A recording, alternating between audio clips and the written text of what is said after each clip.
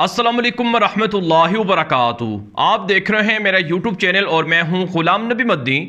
इस वीडियो के अंदर दुनिया भर से आज की अब तक की 10 बड़ी ताज़ा आलमी खबरें आपके सामने रखेंगे।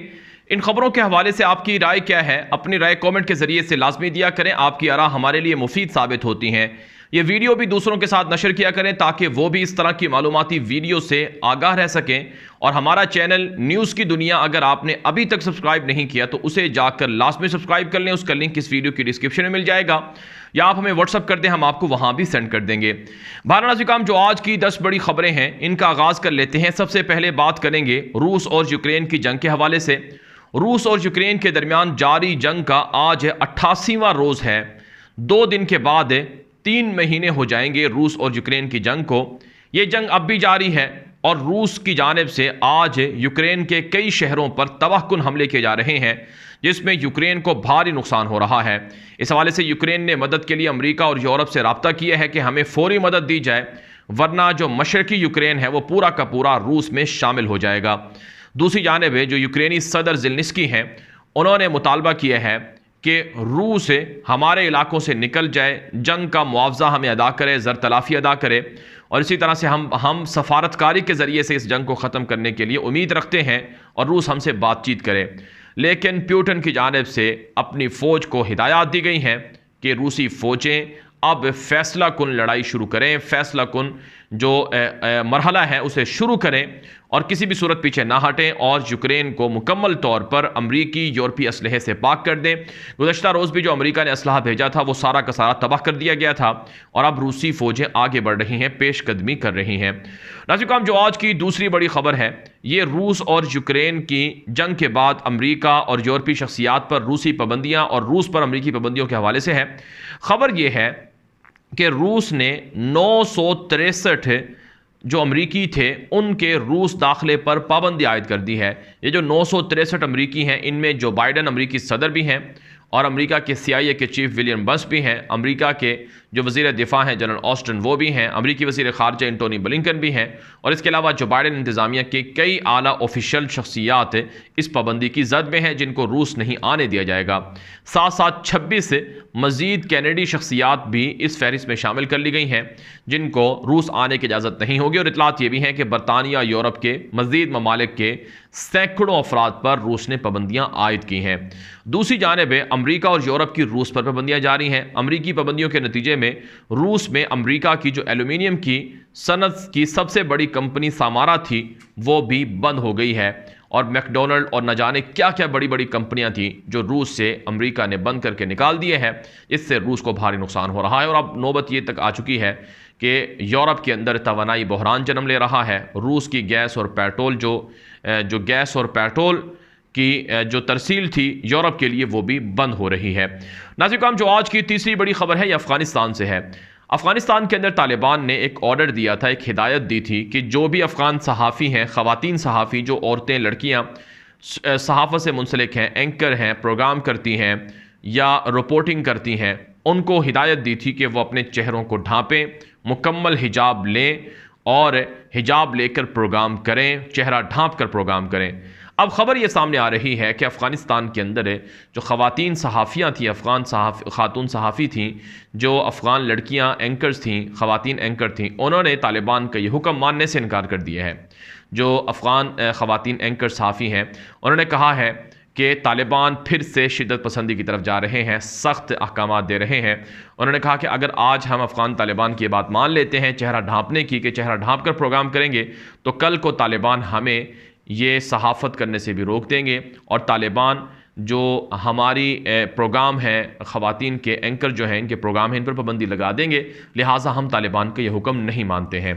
और आप जानते हैं कि ख़वातीन को लेकर तालिबान पर सबसे ज़्यादा एतराज़ यूरोप और अमेरिका की जानिब से और पाबंदियाँ भी इसी वजह से हैं और तालिबान को प्रेशर है कि वो ख़वातीन को हिजाब का हुक्म ना दें। तालिबान के ऊपर प्रेशर है कि वो ख़वातीन को आज़ादाना मखलूत इज्तिमा के अंदर काम करने दें, नौकरियाँ दें, लड़कियों को भी को एजुकेशन के अंदर रहने दें। लेकिन अफ़गान तालिबान इनकार कर चुके हैं कि हम अपने उसूलों पर कोई समझौता या कंप्रोमाइज़ नहीं कर सकते हैं। नाज़रीन, जो आज की चौथी बड़ी खबर है ये भारत से है। भारत के अंदर आप जानते हैं उत्तर प्रदेश की जो ज्ञानवापी मस्जिद है ये बहुत बड़ा इशू है भारत के अंदर है। जिस तरह से बाबरी मस्जिद को शहीद करके मंदिर बनाया गया, इसी तरह से कहा जाता है कि अब बनारस के अंदर जो वाराणसी गालिबन इलाका है वहाँ पर ये ज्ञान वापी मस्जिद है, उसको शहीद करके मंदिर बनाने की मुहिम है और बाकायदा केस अदालत और सुप्रीम कोर्ट में है और यकीनन मुसलमानों के खिलाफ फैसला आएगा जिस पर मुसलमान सख्त मुस्तरब हैं, इज्तराब में है। अब एक और ख़बर सामने आ रही है कि दिल्ली के अंदर वाक़े कुतुब मीनार है जो कुतुबुद्दीन ऐबक नामी जो मुसलमान सिपासलार और हुक्मरान थे दिल्ली के, उनके नाम से मौसूम है और ये नाज़रीन किराम बहुत पुराना है और इसे दुनिया के अजूबों में से एक अजूबा समझा जाता था। और जब तक एफल टावर नहीं बना था उससे पहले ईंटों से बना हुआ दुनिया का ये सबसे बड़ा बुर्ज था, सबसे बड़ा ये टावर था, मीनार था, जो दिल्ली और मुसलमानों की शान व शौकत की अलामत था।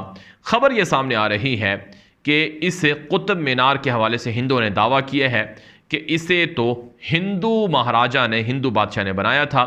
इसका नाम कुतुबुद्दीन ऐबक के नाम से मौसूम क्यों है? और ये नाज़रीन किराम इस हवाले से दावा ये है कि इसे हिंदुओं के नाम से मौसूम किया जाए और इसके साथ जुड़ी हुई एक मस्जिद है कूतुल इस्लाम गालिबन उसका नाम है, उसे शहीद करके मंदिर बनाने की मुहिम भी उरूज पर है। जबकि कहा जाता है कि राजपूत राजा पृथ्वीराज चौहान की शिकस्त के बाद मोहम्मद गौरी ने अपने जनरल कुतुबुद्दीन ऐबक को दिल्ली का हुक्मरान मुकर्रर किया था। महरौली में वाक़े कुतुब मीनार ये कुतुबुद्दीन ऐबक और उनके जानशीन शमशुद्दीन अल्तमश ने 1200 सदी ईस्वी में तामीर कराया था। कुतुबसलाम मस्जिद ऐबक के ज़माने में तामीर की गई और बाद में इसमें तोसी होती रही। तो ये नाज़रीन किराम भारत की हालत है, भारत की सूरत हाल है कि वहाँ पर मुसलमानों के जो तारीख़ी आसार थे उनको ख़त्म करने की मुहिम है, मुसलमानों की जो मसाजिद हैं उन्हें ख़त्म करके मंदिर बनाने की मुहिम है। और भारत के अंदर नाज़रीन किराम अफसोस के साथ ये बात कहना पड़ रही है कि जो मुसलमान बादशाहों के नाम पर जो शहरों के नाम थे, शाहराहों के नाम थे, सड़कों के नाम थे, चौकों के नाम थे, उन्हें भी अब लखनऊ का नाम तब्दील करने की कोशिश है। यानी मुकम्मल तौर पर भारत से मुसलमानों का ख़ात्मा, नस्ल कुशी का जो उरूज है वो बढ़ रहा है। जिस तरह से स्पेन के अंदर हुआ, कुर्तबा और हस्पानिया के अंदर मुसलमानों की हिस्ट्री और तारीख़ मिटाई गई और उनका नाम और निशान मिटाया गया, बिल्कुल उसी तरह से हिंदुस्तान के अंदर भी तर्ज़ अमल हो रहा है। अगर मुसलमान नहीं जागेंगे तो फिर उनके साथ ये हशर होता रहेगा। नाज़रीन, जो आज की 5वीं बड़ी ख़बर है ये ऑस्ट्रेलिया से है। ऑस्ट्रेलिया के अंदर 9 साल के बाद हुकूमती जमात जो लिबरल पार्टी थी उसका इख्तिदार ख़त्म हो गया है। ऑस्ट्रेलिया की 151 रुकनी पार्लियामेंट में लेबर पार्टी ने 72 नशिस्तें हासिल कर ली हैं और जबकि लिबरल पार्टी, नेशनल पार्टी और लिबरल नेशनल पार्टी पर मुश्तमिल हुक्मरान इत्तिहाद सिर्फ 54 नशिस्तें हासिल कर सका है। लेबर पार्टी को हुकूमत साजी के लिए 76 नशिस्तें दरकार हैं जिसके लिए दीगर जमातों से इत्तिहाद करना होगा और लेबर पार्टी का ग्रीन पार्टी आज़ाद अराकीन से इत्तिहाद हो सकता है। गोया कि 9 साल के बाद ऑस्ट्रेलिया के अंदर जो हुकूमत थी बरसर इक़्तिदार वो ख़त्म हो गई है, अवाम उससे नाराज़ थी और यह हुकूमत भारत नवाजी में मशहूर थी और पाकिस्तान की मुखालफत में भी मशहूर थी। नाज़रीन, जो आज की छठी बड़ी खबर है ये अमेरिका से है। अमेरिका ने यहूदियों के लिए एक और इनाम दिए है कि अमेरिका ने काख नामी यहूदियों की एक दहशतगर्द तंजीम थी जो फ़लस्तीन के मुसलमानों को कत्ल करने, मस्जिद अक्सा को गिराने और फ़लस्तीन से मुसलमानों का हमेशा के लिए ख़ात्मा करने की मुहिम चलाती थी। ये पहले दहशतगर्दी की फ़हरिस्त में शामिल थी लेकिन अमेरिका ने काख नामी यहूदी दहशतगर्द तंजीम को दहशतगर्दी की फ़हरिस्त से निकाल दिया है। एलानिया तौर पर अब वो अपनी मुहिम चला सकेंगे, अपने काम कर सकेंगे, फंड रेजिंग कर सकेंगे। इस पर फ़लस्तीन की अथॉरिटी ने सख्त एहतजाज किया है कि यह तो यहूदियों के फ़लस्तीनियों पर हमला करने के लिए जुर्रत देने के मुतरादिफ है। नाज़रीन, जो आज की 7वीं बड़ी खबर है यह पाकिस्तान और चाइना के ताल्लुकात के हवाले से है। जब से पाकिस्तान के अंदर इम्पोर्टेड हुकूमत आई है तब से चीन और पाकिस्तान के दरमियान राबते और ताल्लुकात में कमी देखी गई है। आज नाज़रीन में एक खबर सामने आ रही है कि बिलावल जरदारी जो इम्पोर्टेड हुकूमत में वज़ीर ख़ारजा हैं ये चाइना के विज़िट पर गए हैं और चीनी हुकाम से इनकी मुलाकातें हुई हैं। चीनी वज़ीर ख़ारजा वांग ज़ी से मुलाकात हुई है। चीन ने पाकिस्तान से ताल्लुकात जारी रखने का इंदिया दिया है और चीन ने यह बात कही है कि हमारे चीनी शहरियों पर जो पाकिस्तान में हमले हो रहे हैं इनको रुकवाना बहुत ज़रूरी है। चीन के मफादात का तहफ़्फ़ुज़ करना बहुत ज़रूरी है। अगर पाकिस्तान के अंदर चीनी शहरियों का तहफ़्फ़ुज़ नहीं होगा तो पाकिस्तान और चीन की दोस्ती आगे नहीं बढ़ सकेगी। नाज़रीन, जो आज की 8वीं बड़ी खबर है ये तुर्की से है। तुर्क सदर तैयब उर्दवान ने ख़बरदार किया है कि शुमाली यूरोपीय ममालिक जिनमें स्वीडन और फिनलैंड हैं इनको मगरबी दिफाई इत्तिहाद नेटो में शामिल ना किया जाए और इनका रास्ता रोका जाए। उर्दगान ने कहा है कि ये जो दोनों ममालिक हैं ये नेटो के अंदर शामिल होना चाहते हैं, लेकिन ये लोग मुबैना तौर पर पीके के नामी कुर्द बागी दहशतगर्दों को सपोर्ट करते हैं, गोलन तहरीक को सपोर्ट देते हैं और तुर्की पर हमला करवाते हैं। और 2016 में जो तुर्की के अंदर नाकाम फौजी बगावत हुई थी, इसमें स्वीडन और फिनलैंड शामिल थे। लिहाजा हम इन दो मुल्कों को नेटो के अंदर शामिल होने पर कभी राज़ी नहीं होंगे, कभी इसको कबूल नहीं करेंगे। लिहाजा यूरोपीय ममालिक इस पर अपना गौर करें और नेटो के अंदर स्वीडन और फिनलैंड को शामिल ना करें, जबकि रूस भी इसकी मुखालफत कर रहा है। अमेरिका बड़े ज़ोर शोर से स्वीडन और फिनलैंड को नेटो में शामिल करना चाहता है ताकि रूस और तुर्की के खिलाफ मज़ीद इत्तिहाद को मजबूत किया जा सके। राजीव काम, जो आज की 9वीं बड़ी खबर है ये सूडान से है। सूडान अफ्रीका का मुसलमान अरब मुल्क है। वहाँ पर बदतरीन मुजाहरे हुए हैं, बदतरीन पुलिस के तशद्दुद और झड़पें देखने में आई हैं, जिसमें दर्जनों अफराद ज़ख्मी और हलाक कर दिए गए हैं। जब से सूडान ने इसराइल को तस्लीम किया, जब से सूडान के अंदर वहाँ उमर अल बशीर की हुकूमत का 2 साल पहले तख्ता उल्टा गया, तब से वहाँ पर हालात कंट्रोल में नहीं हैं। और ये बाहर अहमर रेड सी पर वाक़ मुसलमानों का एक अजीम मुल्क है, लेकिन आज वहाँ पर अफरा तफरी इंतशार से उसका अमन तबाह कर दिया गया है। रोज़ाना शहरी मुसलमान शहीद हो रहे हैं। नाज़रीन काम, जो आज की 10वीं बड़ी खबर है, ये दुनिया के अंदर कोरोना के बाद एक नया वायरस जो सामने आ रहा है, मंकी पॉक्स या मंकी पास, इसके फैलने के हवाले से बड़ी दुनिया के अंदर अलार्मिंग सूरत हाल हो गई है।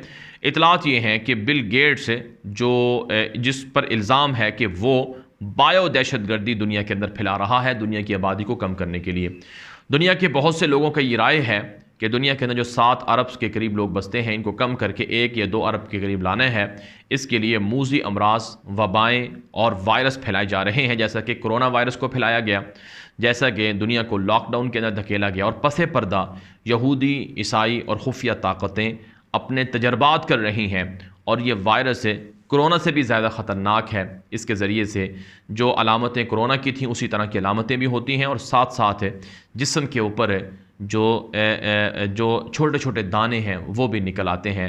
तो ये तजर्बात हो रहे हैं, ये बायोलॉजिकल वेपन्स के तजर्बात हैं, यानी ऐसे वायरस बनाकर जिसमें हथियार इस्तेमाल न करना पड़े, जिसमें बिल्डिंग्स, इमारतें दबाना करना पड़े, लोगों को इस तरह के वायरसेस के ज़रिए से तजर्बात करके उनको मारा जा रहा है। और इसका इल्ज़ाम बिल गेट्स पर लग रहा है। ट्विटर पर बाकायदा इस हवाले से बिल गेट्स बायो टेररिस्ट के नाम से और टेररिज्म के नाम से बाकायदा ट्रेंड भी चलता रहा है। नाज़रीन काम, दुनिया भर से थी अब तक की 10 बड़ी आलमी खबरें। इन खबरों के हवाले से आपकी क्या राय है? अपनी राय कमेंट के जरिए से लाजमी पहुंचाएं। ये वीडियो दोस्तों के साथ नशर करें ताकि ज़्यादा लोग ये मालूमात हासिल कर सकें। अब तक के लिए इतनी ही इजाज़त दीजिए। अस्सलामु अलैकुम वरहमतुल्लाहि वबरकातुहू।